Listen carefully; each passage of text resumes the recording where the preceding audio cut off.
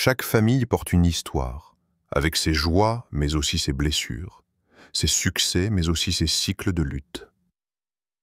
Peut-être avez-vous remarqué dans la vôtre des schémas qui se répètent, des échecs, des divisions, des maladies, ou encore une pauvreté persistante. Et pourtant, au milieu de tout cela, Dieu choisit parfois une personne pour dire « Avec toi, tout va changer ». Cette personne, c'est peut-être vous. Être le délivreur dans sa famille n'est pas un titre, mais un mandat divin. C'est une responsabilité sainte qui demande courage, foi et persévérance. Mais c'est aussi une opportunité extraordinaire de transformer non seulement votre vie, mais aussi celle de vos enfants, petits-enfants et des générations après vous. Dans ce message, nous allons découvrir ensemble 5 signes puissants qui révèlent que Dieu vous a choisi pour cette mission particulière. Le salut personnel comme point de départ pour les autres. La mission de briser les cycles générationnels. La grâce de produire la richesse et d'annuler la pauvreté. La sagesse pour bâtir un héritage durable. La connexion profonde avec Dieu comme fondement de tout. Préparez-vous, ce voyage peut bien marquer le début d'une nouvelle histoire dans votre lignée. Signe 1. Vous avez été sauvés pour que vous puissiez amener le salut aux autres. Être choisi par Dieu dans une famille n'est jamais un hasard. Le premier signe que vous êtes désigné comme délivreur est souvent lié à votre expérience personnelle avec la foi. Vous pouvez être la première personne de votre famille à avoir eu une rencontre réelle avec Dieu, à avoir accepté Jésus-Christ comme Seigneur et Sauveur, ou à vivre une transformation spirituelle profonde. Ce choix divin fait de vous un pionnier spirituel, un canal à travers lequel le salut peut entrer dans votre lignée familiale. Beaucoup de familles ne connaissent pas Dieu ou n'ont pas encore pris au sérieux leur marche avec lui. Peut-être que dans votre maison, personne n'allait à l'église, personne ne priait réellement ou alors la spiritualité semblait lointaine, formelle et sans vie. Et voilà que, soudainement, vous ressentez un feu nouveau. Une soif de lire la Bible, de prier, de louer Dieu. Cela peut sembler étrange pour votre entourage, mais c'est le signe que Dieu a posé sa main sur vous pour une mission spéciale. Dans la Bible, nous voyons de nombreux exemples de cette réalité. Moïse a été choisi dans l'intimité, au buisson ardent, pour libérer Israël de l'esclavage. De la même manière, Rahab, une prostituée, a été choisie pour protéger les espions d'Israël et, par son acte de foi, elle a changé le destin de sa maison entière. Jésus lui-même rappelle dans Jean 15,16 « Ce n'est pas vous qui m'avez choisi, mais c'est moi qui vous ai choisi et établi afin que vous alliez et que vous portiez du fruit. » Ainsi, votre appel ne dépend pas de votre mérite, mais de la grâce et du plan divin. Être le premier à être sauvé dans une famille peut sembler lourd, car les autres peuvent ne pas comprendre. Certains peuvent même se moquer ou vous accuser de fanatisme. Pourtant, cette différence est précisément ce qui confirme que vous êtes mis à part. Dieu vous équipe d'une sensibilité spirituelle particulière pour discerner ses plans. Vous devenez une lumière dans l'obscurité, un intercesseur, celui qui se tient dans la brèche pour les autres. Le rôle d'un délivreur commence toujours par l'exemple. Vos prières, votre foi, votre attitude et votre transformation servent de témoignage. Même si vos proches ne changent pas immédiatement, ils observent. Et souvent, dans les moments de crise, ce sera vers vous qu'ils se tourneront, parce qu'ils auront vu que votre foi est réelle et solide. Votre salut devient une semence plantée dans votre famille, destinée à porter du fruit pour les générations à venir. En conclusion, être le premier sauvé dans une famille n'est pas seulement un privilège, c'est une responsabilité. Dieu vous a choisi pour être un canal de salut, un Moïse moderne dans votre propre maison. Il vous appelle à prier, à témoigner, à intercéder et à porter du fruit durable, afin que vos proches expérimentent eux aussi la délivrance. Vous êtes l'instrument de Dieu pour que sa lumière brille au cœur de votre lignée. Signe 2. Vous avez reçu le fardeau de briser les schémas générationnels. Être choisi comme délivreur dans sa famille signifie souvent porter un poids particulier, celui de briser des cycles qui se répètent de génération en génération. Ces cycles, qu'on appelle aussi patterns ou schémas générationnels, sont des réalités spirituelles et psychologiques qui affectent les familles sur plusieurs générations. Ils peuvent prendre des formes diverses: pauvreté chronique, divorces récurrents, maladies héréditaires, addiction, violences domestiques, échecs scolaires, stagnation professionnelle, voire même une vie spirituelle inexistante. Quand Dieu choisit quelqu'un, il lui ouvre les yeux sur ces chaînes invisibles et place en lui une sainte révolte pour dire « Cela s'arrête avec moi ». 1. Comprendre les schémas générationnels. Un schéma générationnel est un cycle de répétition négative qui se transmet inconsciemment. Par exemple, dans certaines familles, personne ne dépasse un certain âge. Dans d'autres, aucun mariage ne dure. Dans d'autres encore, c'est une pauvreté structurelle qui persiste malgré les efforts. Ces modèles sont souvent enracinés dans des malédictions spirituelles, des alliances anciennes, des blessures non guéries ou des mentalités limitées.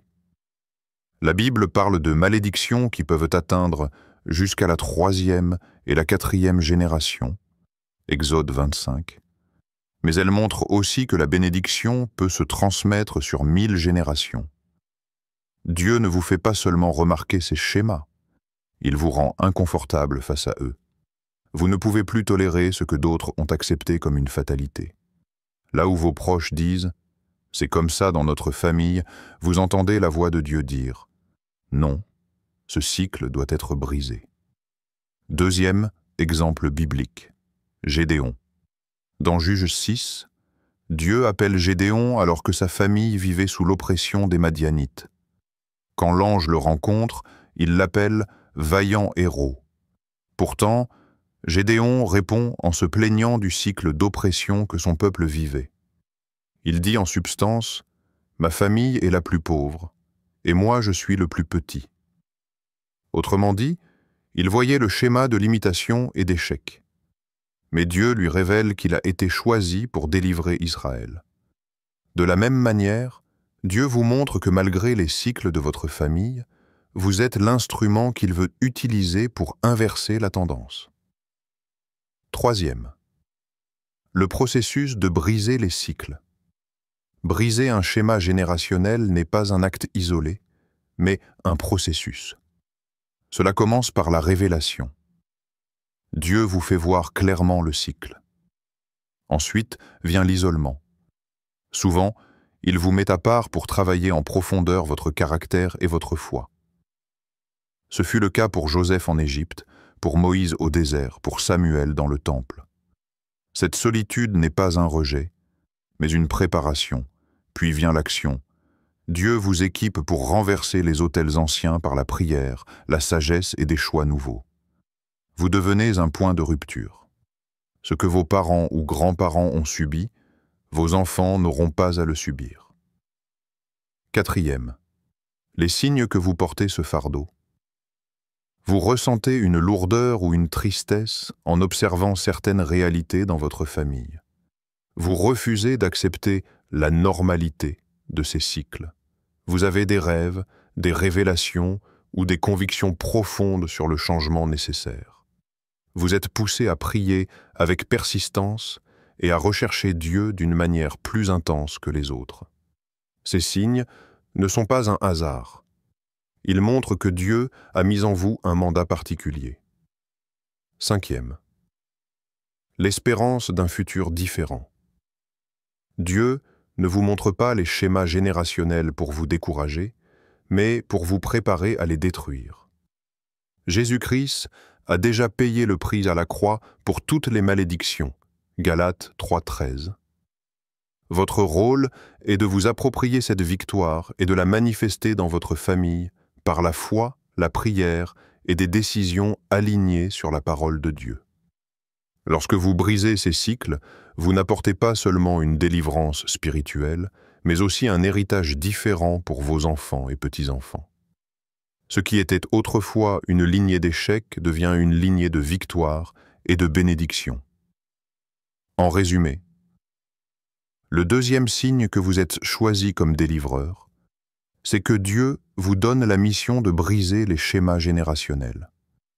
Vous devenez un Gédéon moderne, appelé à identifier, dénoncer et renverser les cycles de votre famille. C'est un rôle exigeant, souvent solitaire, mais porteur d'une promesse immense. Changer le destin de générations entières. Signe 3.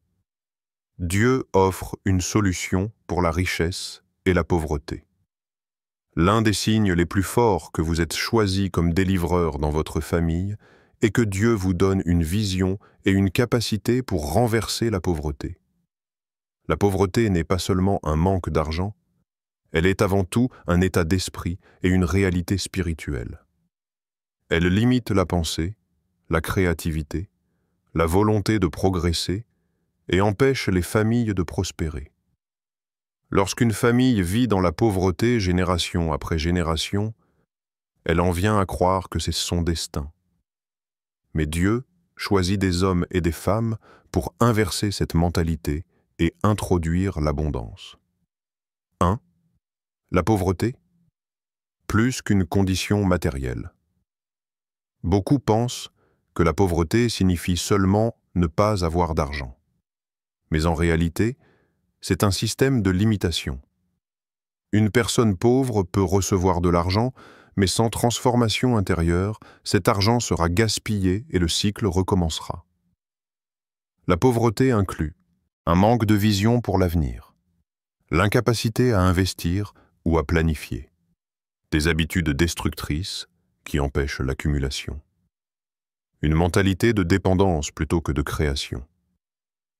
C'est pourquoi Dieu ne se contente pas de donner de l'argent. Il donne la capacité de produire la richesse. Deutéronome 8:18.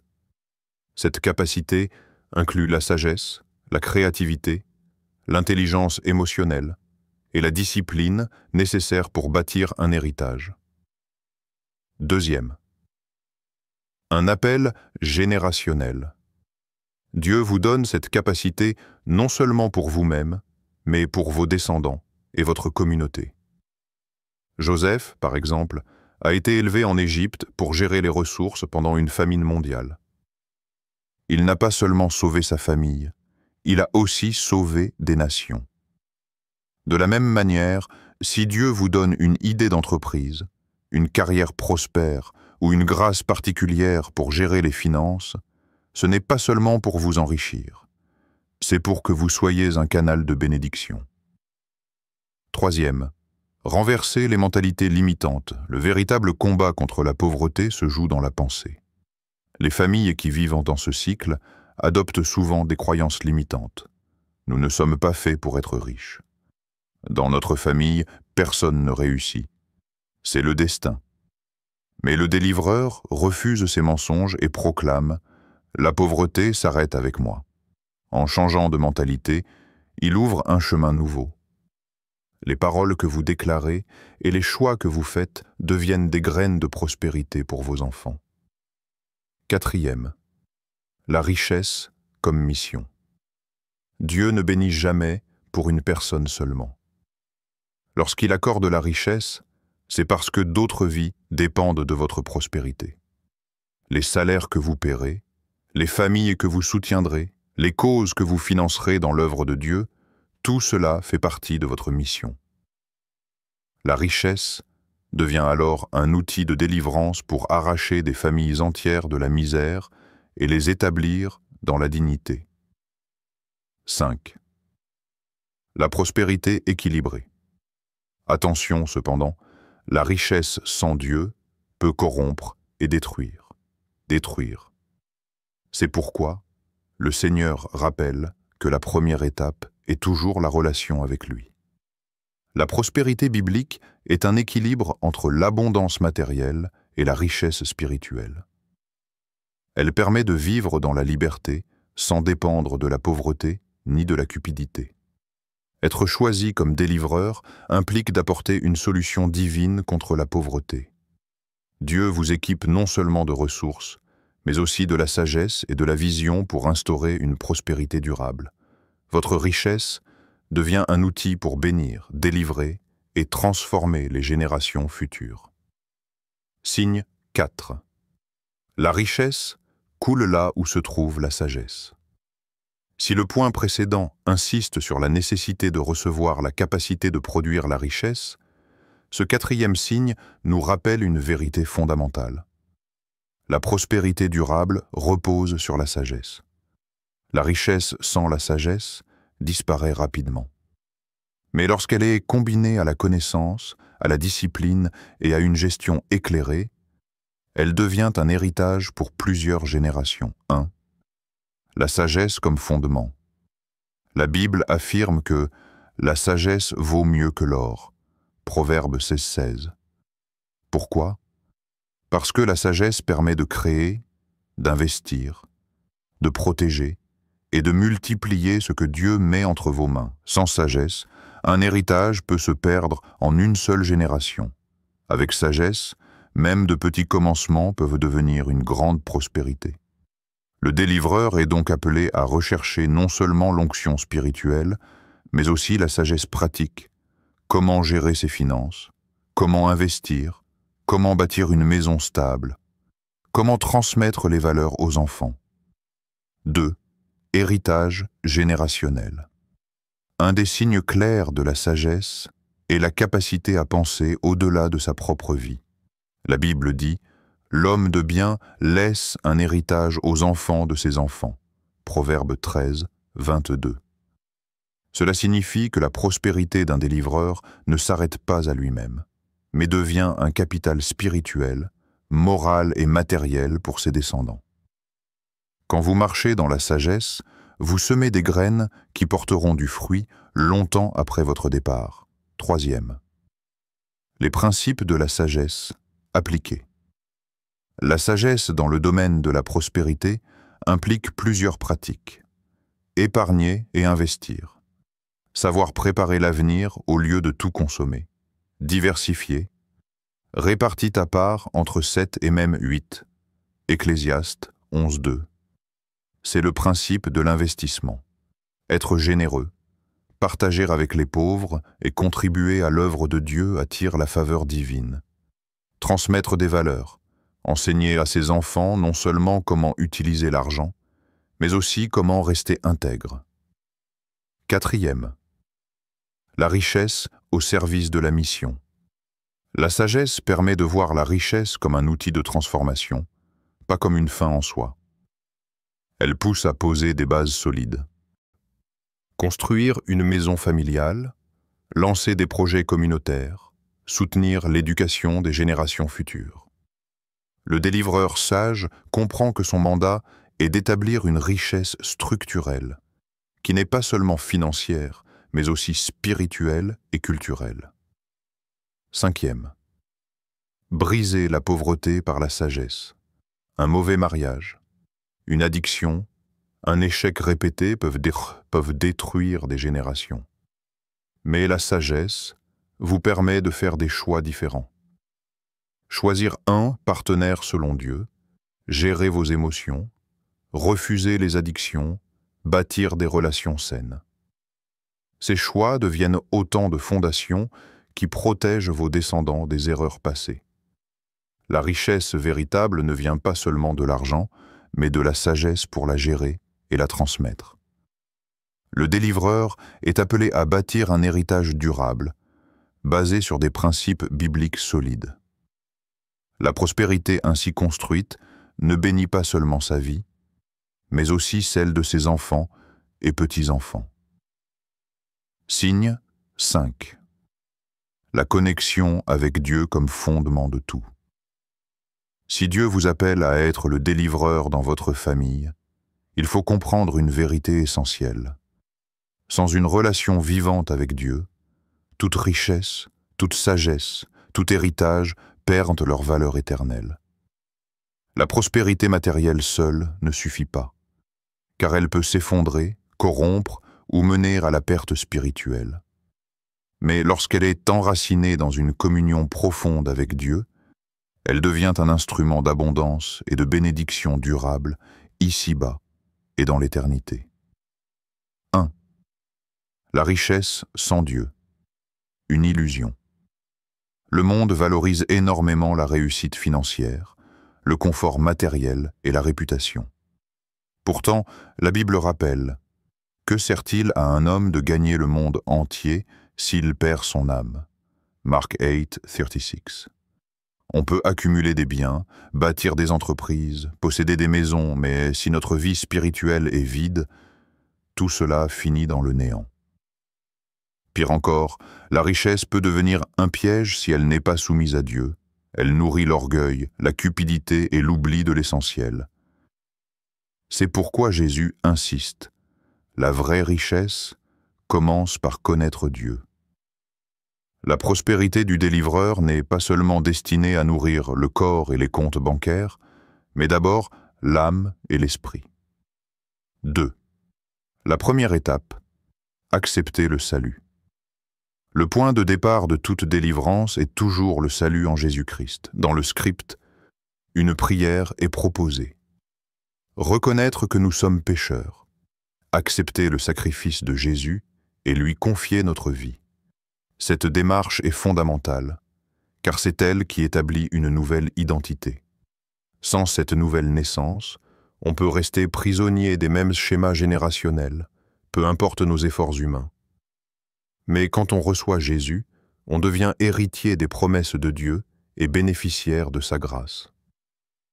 Être délivreur signifie donc d'abord être délivré soi-même, libéré de la condamnation, de l'esclavage du péché et de l'ignorance spirituelle. 3. La communion quotidienne. La relation avec Dieu n'est pas un événement unique, mais un cheminement quotidien.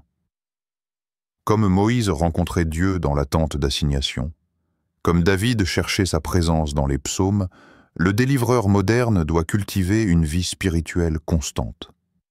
Cela passe par la prière, non pas seulement pour demander, mais pour écouter et recevoir des instructions. La lecture de la parole, qui renouvelle l'intelligence et guide les décisions. La louange et l'adoration, qui nous recentrent sur Dieu plutôt que sur les circonstances. La sanctification, choisir de marcher dans l'obéissance et la pureté, même quand c'est difficile. Ces disciplines spirituelles sont les racines invisibles qui soutiennent l'arbre visible de la prospérité et de l'héritage. 4. La force de l'intimité avec Dieu. Être délivreur dans sa famille expose souvent à des combats spirituels intenses. Briser des cycles générationnels attire l'opposition de l'ennemi. Sans une relation solide avec Dieu, on peut facilement s'épuiser ou se décourager. Mais avec l'intimité divine, on reçoit la protection spirituelle contre les attaques, la sagesse divine pour discerner les pièges et prendre de bonnes décisions, la paix intérieure, même au milieu des tempêtes, la force et la persévérance pour continuer quand tout semble contre nous. C'est pourquoi la connexion avec Dieu n'est pas une option, mais une nécessité vitale. 5.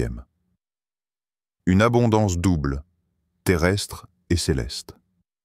Le plan de Dieu n'est pas seulement de vous bénir ici-bas, mais aussi de vous préparer pour l'éternité. Jésus dit: « Je suis venu afin que mes brebis aient en la vie et qu'elles l'aient en abondance. » Jean 10. Cette abondance est double. Ici sur terre, paix, joie, provision, relations restaurées, sagesse. Dans l'éternité, une place auprès de Dieu, loin de la perdition. C'est pourquoi le délivreur ne se contente pas de changer le destin terrestre de sa famille. Il s'assure aussi que ses proches connaissent Dieu, afin que l'héritage ne soit pas seulement matériel, mais aussi spirituel et éternel. Le dernier signe que vous êtes choisi comme délivreur est votre connexion avec Dieu. Sans lui, tout ce que vous bâtissez peut s'écrouler. Avec lui, votre richesse, votre sagesse et vos victoires prennent une dimension éternelle. Le salut en Jésus est la clé qui ouvre la porte à une abondance véritable pour vous et pour votre famille. Être choisi comme délivreur dans sa famille est un appel à la fois glorieux et exigeant.